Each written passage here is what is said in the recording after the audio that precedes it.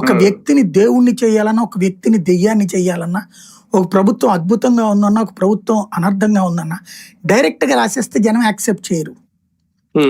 కాబట్టి ఇండైరెక్ట్ గా మిమ్మల్ని ఎలా ట్రాప్ లోకి లాగాలో ఇలా బాగా తెలుసు. వాళ్ళ మీద రాయిగానే అబ్బా ఈనాడు జ్యోతినే రాసిందంటే వీళ్ళు ఎంత దరిద్రురా చూడండి. చంద్రబాబు గారు అప్పుడే చెప్పాను నేను, బాబుని దేవుణ్ణి చేస్తారు ఇలా దెయ్యాలని చేస్తారని. అట్లా చూపెడతారు. తర్వాత కొన్ని కూడా నిజాలు లేవా? ఏది ఇందులో నిజమే, ఇదంతా నిజమే. ఏది అసాంఘిక దుర్మార్గంగా తయారయ్యారు, మారారన్నది దుర్మార్గం, అది పచ్చిబూతు.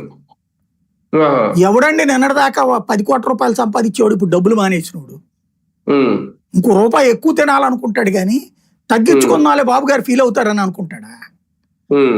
జేసీ ప్రభాకర్ రెడ్డి ఏమన్నా మారాడా? చింతమనేని ఏమన్నా మారాడా? అఖిల ప్రియ ఏమన్నా మారిందా? ఎవరు మారారు నాకు అర్థం కాలే. కొంతమంది మారారు. సుజనా చౌదరి మారడానికి ఏం లేదు ఈయన రాసిన దాంట్లో, నిమ్మల రామానాయుడు మారడానికి ఏం లేదు ఈయన రాసిన దాంట్లో. ఈయన చూపించింది అధికారికంగా చూపించిన వాళ్ళందరినీ మారాల్సింది అవసరం లేదు, వాళ్ళు ఎప్పుడు చెడు చేయలే ఇంత ముందు కూడా.